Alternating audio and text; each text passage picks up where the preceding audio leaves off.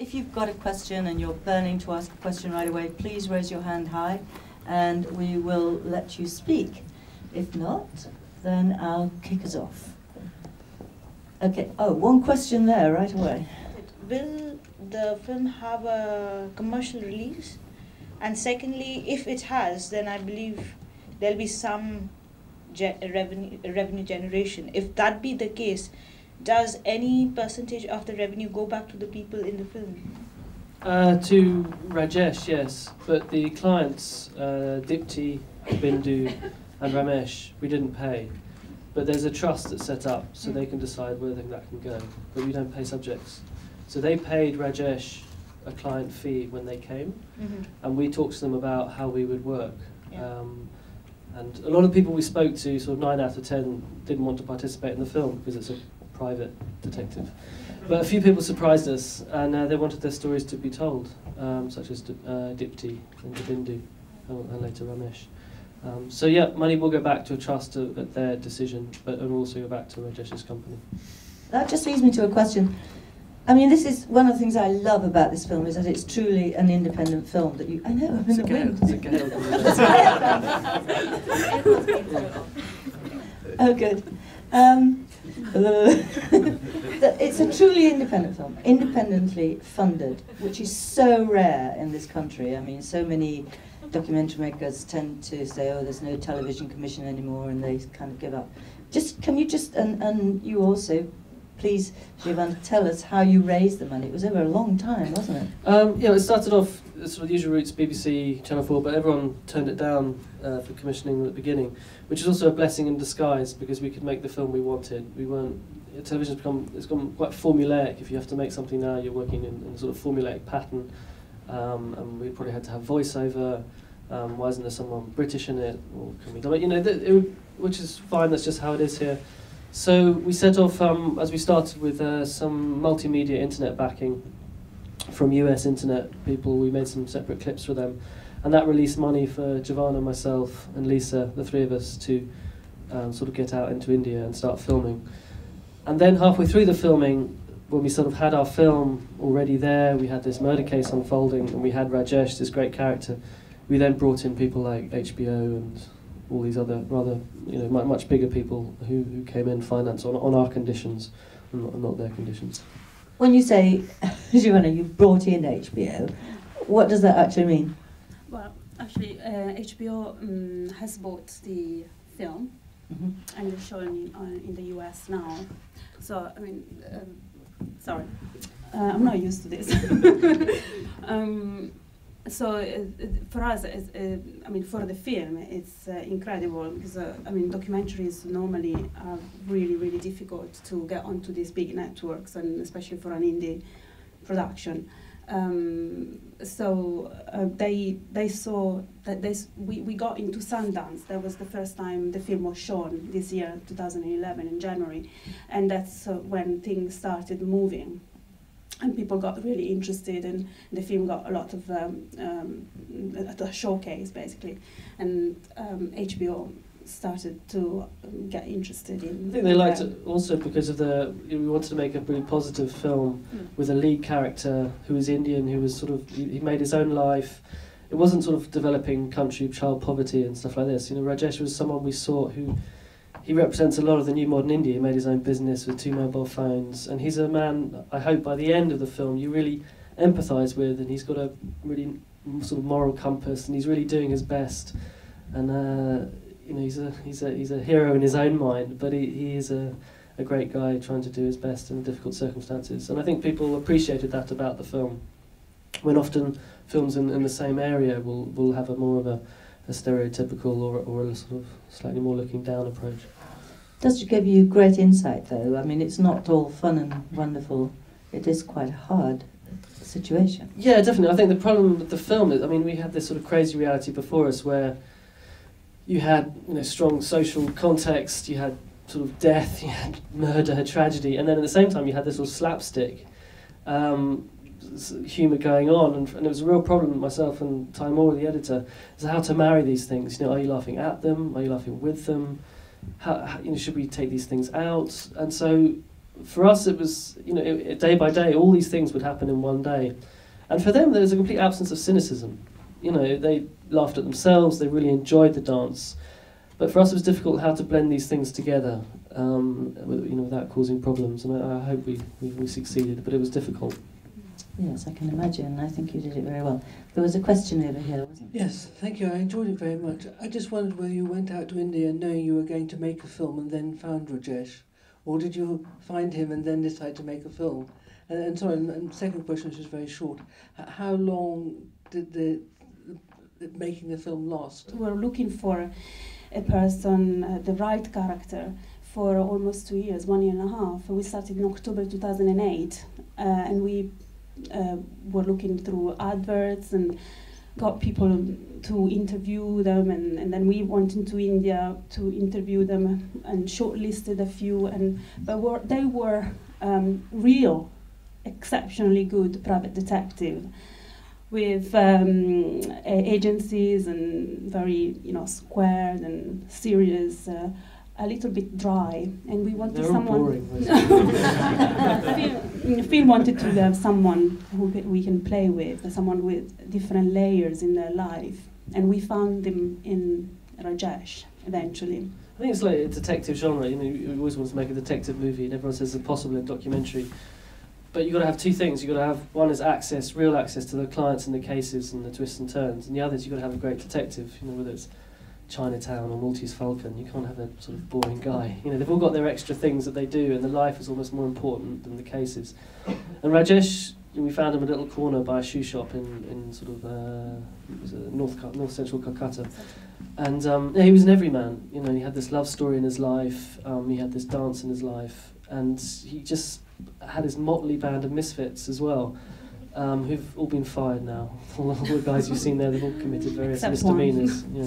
But he was a great guy that I could really be with and work with. And he had this sort of belief, and I wouldn't say innocence, but just this desire to do his job well. And he wasn't the best detective, but that didn't matter. That was okay. That's what it was about.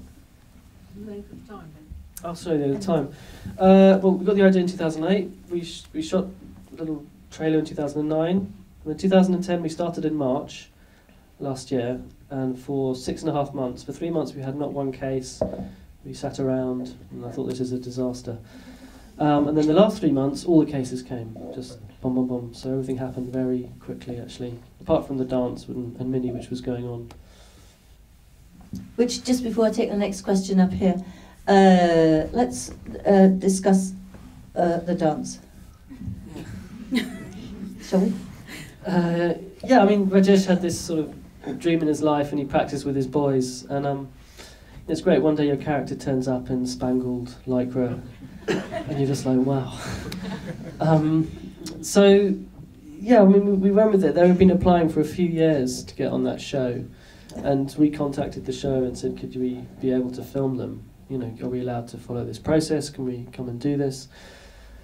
And they got on, and then they ended up auditioning in a cupboard. And it, actually, because it was that mistake of me, we thought, oh, we want a big stage and booms and lights, but of course the cupboard was the best, because that's what happens. It's really humiliating, but that's real life. So actually, it was that you get frustrated as a filmmaker, but then you realise, of course, that's right, this is what happens, and you follow it, and it's actually much stronger. But you allowed him to also perform his dream. Yeah, well, we played, and for me, I wanted to make an entertaining film, and I wanted to mix up a bit of Bollywood mash-up and British observational documentary, and as long as it was something started in the real for me, we could play with it, and with music and dance. And of course, why not play? I don't have to make a very straight observational film, so we put some things in there. He's on the roof, he's doing his dream, and we went with it. The question up there. Do you think that it's impossible to make these days the kind of films ultimately, ideally, you want to make, unless you go the route you've gone? And secondly, I just want to throw this in as a second question. Have you thought about a follow-up, a dance-off between British private detectives in silver sequins and your Indian friends? And I don't mind taking a bit of credit for the idea. Yeah, right, thanks anyway. Well, yeah, he's taking his first cases in the UK, so he's coming.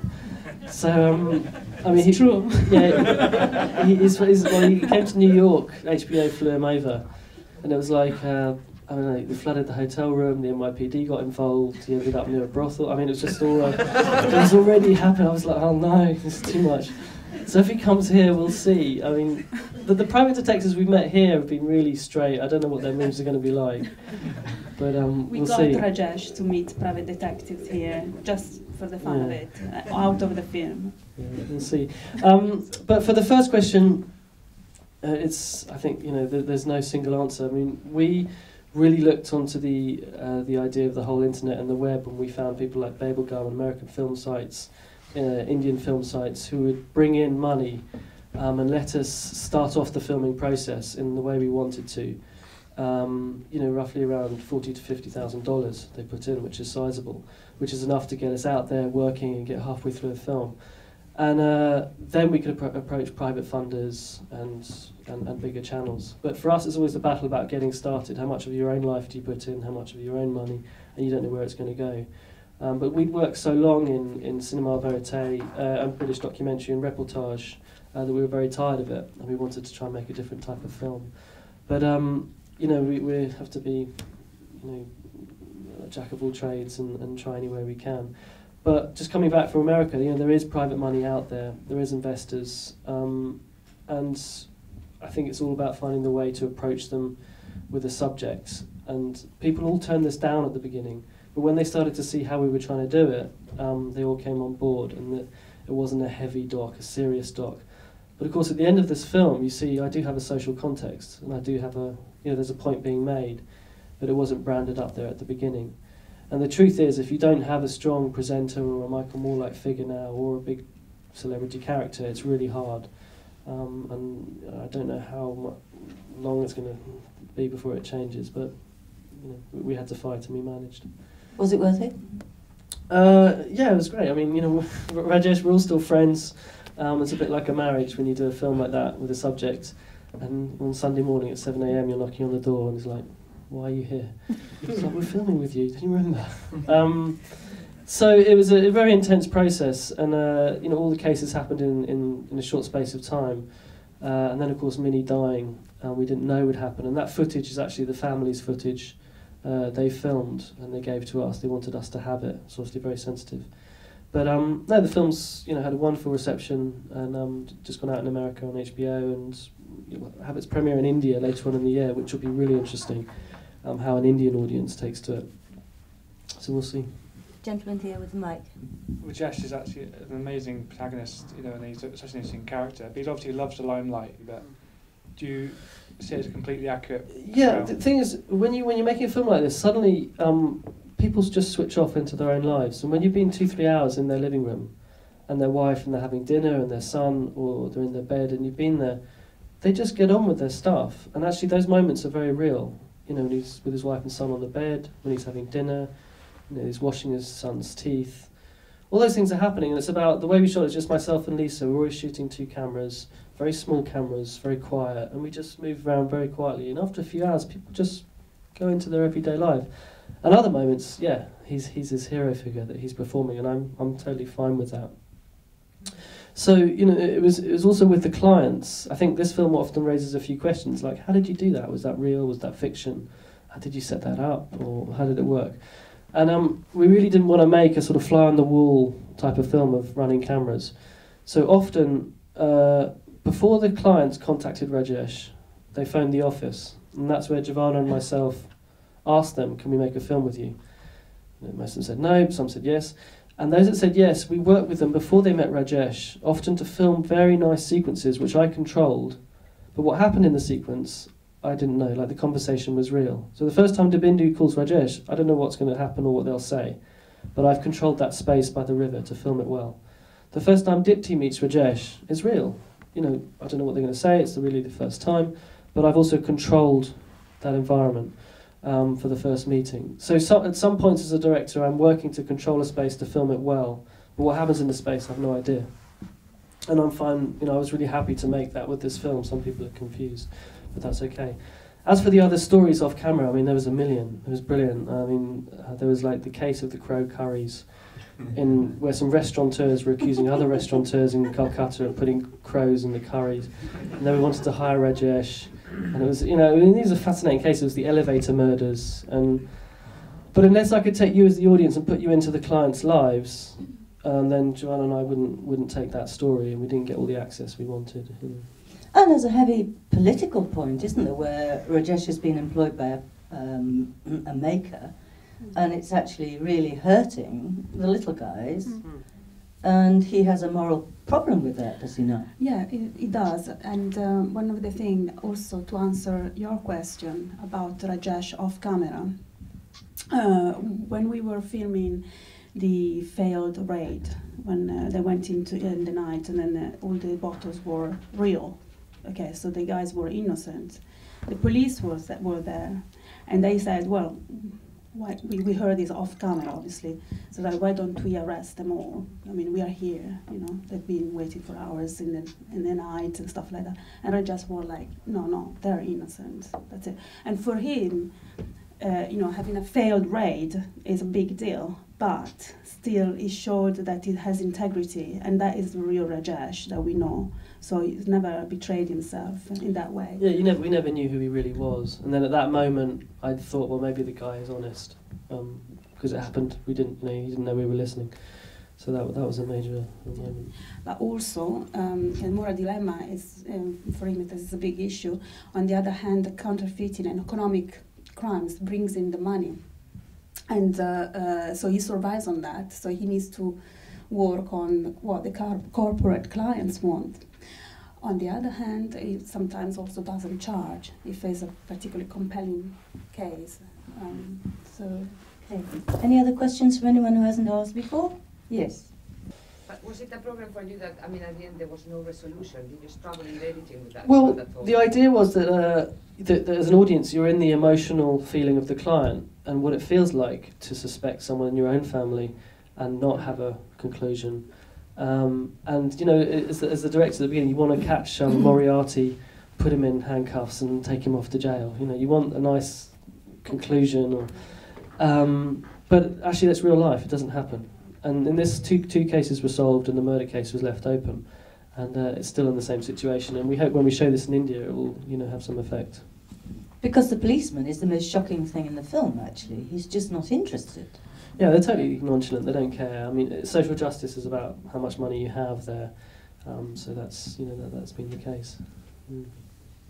Yes, somebody with their hand up. Hi. I was just wondering if you could talk a little bit about kind of the difficulties you may have had getting permission to film in India, especially with all the police stuff. Well, Giovanni did everything. The difficulty started with having to break into the embassy in London to get visas, which lasted 2 weeks, and we needed 6 months. Literally broke in. It was just a nightmare. It was.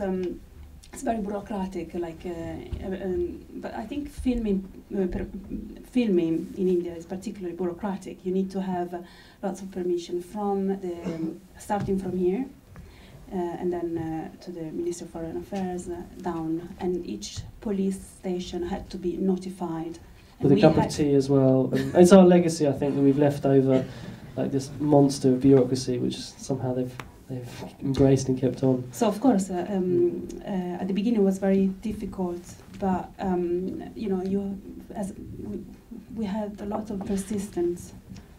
We were in the government building every day, and they couldn't get rid of me. Yeah, they sort of loved Giovanni. They took her around, but myself and Lisa, we looked like a couple of students on the street. So nobody cares about us. We had small cameras like this. You move very close to people, like in the heist scene at the beginning, that's a 3-hour heist. So we could move right close to the detectives, the guys they're going to get. People just ignore us, and we actually, we kept filming and made the film where Giovanni had cups of tea and the endless bureaucratic nightmares. But they always had to carry a permit, a piece of paper, and that's the most important thing you can ever imagine. That is the thing that got us through. Without that piece of paper, we wouldn't have been able to do it the way we have done it. Any other questions? Yes. I wanted to ask, I know you work in India, but how much did you understand of Hindi, Bangla, in order for you to sort of make decisions about what you were going to follow through with? Yeah, I could communicate with Rajesh in English. Sometimes they're throwing in English words, or Dipti. Some people of a certain cast would just sort of speak in English. But yeah, the majority, you don't know if they're talking about buying tomatoes at the supermarket or where they killed Granny. So you're sort of trying to judge what's going on in that moment. But also, we always had 2 cameras shooting, so I would always sort of be safe. But it's about intuition, and you know, we'd always be prepared what might be going on in this situation. But sometimes we just, you know, you film a lot, and then, you know. We had a wonderful assistant, Shanak Chakrabarti, who was with us 24 hours a day for the time that we were there. And also, what happened was every day we would film, and then in the evening we would download and edit, rough cut immediately. So at that point there was immediate translation happening. And also our house was full of people, and we would do 3 hours, 4 hours translations every day to get through the Yes, we had a material. Bengali assistant who was essential, because he had sort of an Englishman on one side and Rajesh on the other, and he went slowly crazy, trying to sort of mediate these 2 worlds and approaches, but that was okay. Yeah. How much did you shoot? I think we shot around 110 hours. Maybe. Yeah, Tamal's got grey hair, the editor. He's in the back. 90 to 1 ratio. I think it's something like that. I mean, it's quite straightforward when we did the investigations, you know, just follow the case, find the murderer. And, you know, filming real cases like that, you'd be in every house, you'd be looking for clues, you'd be thinking who did it. Our cinematographer refused to go in the house at some point, because she thought, I know she's the murderer, or that's the person. You become absorbed into these cases as they unravelled. It was a very interesting way to shoot. I just wanted to ask whether, obviously, you know, you depict Rajesh in a certain way. What's your opinion? Do you think he's a good detective? Well, he's not the best, which was pretty frustrating as a filmmaker, because, you know, you want to do things, you're seeing things, but in a sense, it's not my film. It's not about me trying to discover the murderer. I've got to let Rajesh do his thing. It's more about him as a man. You know, that's the thing, and we see him through these cases around him. So I couldn't, you know, at some point we left even specifics of the case just to bring him out as a person, and we had to find that balance. So rather than saying, is he a great detective or a bad detective, I want you to try and just feel an empathy for him as a human being, as a person trying to do his thing in life, with all this tide of sort of personal family chaos falling over him, and trying to juggle these work-life balance that we all do at some point. Can we talk just for a minute about context? Because a few people, you and I have done a radio program, and a few people are asking about, why do you have a private detective? Would you have a private detective, especially in the business of arranged marriage? And you were saying that actually this is a general piece of life now in India, because 70% of murders aren't solved. Is it something very peculiar to India, do you think, or is it going to? I think, well, it's a sort of really pertinent issue around the world. I mean, the issue of social justice, accountability, when authorities or governments are not trusted in by the people, citizens. But I mean, the validity of someone like Rajesh, who's not qualified in any way, is he just? Well, he's got a badge on his wall. He's got that. But well, I don't know if it's about Rajesh. I think it's more about the people or citizens or population deciding to turn away from the authorities, and they'll turn up to people like Rajesh, good or bad, whether he's good or bad or whoever he is. So for me, that's the interesting, you know, phenomenon about this, is that people will not go to the police, will not go to lawyers, will not go to the authorities, and they'll look for somewhere else to turn. And you know, Rajesh in New York, he went down to Wall Street. He saw himself he said this is a people's court, and was involved in that. And I don't know, he sees some association within all that issue. And you know, he's a guy that we can laugh at, laugh with, but he has his own sort of genuine sincerity about his role, and that's fine. It's not for me to judge that, because. But it would be difficult to find someone doing those kind of jobs in England. I mean, it would be difficult for Rajesh, for instance, to set himself up here. Wouldn't it? I think there aren't that many peculiar. people looking for fake soap. And Yeah, the hair oil. All our use of hair oil here.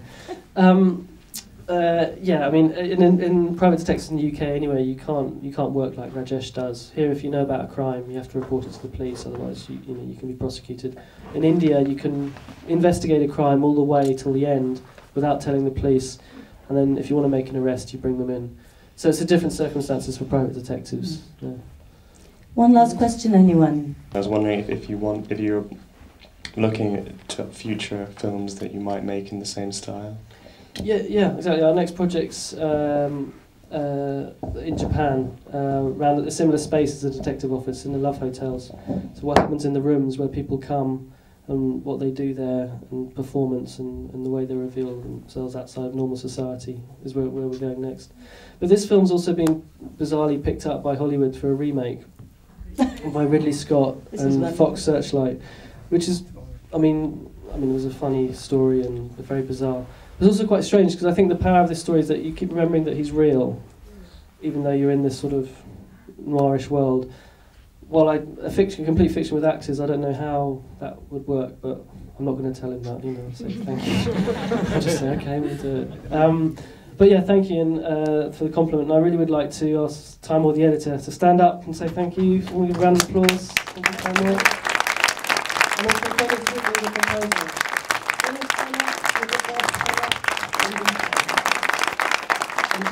And once again, it's been a real honour to be here tonight. Thank you to Rich Mix and Liz, who's keeping documentaries strong with audiences in the UK. So it's been a great pleasure. Please come and for a drink thank you, afterwards. Phil Cox.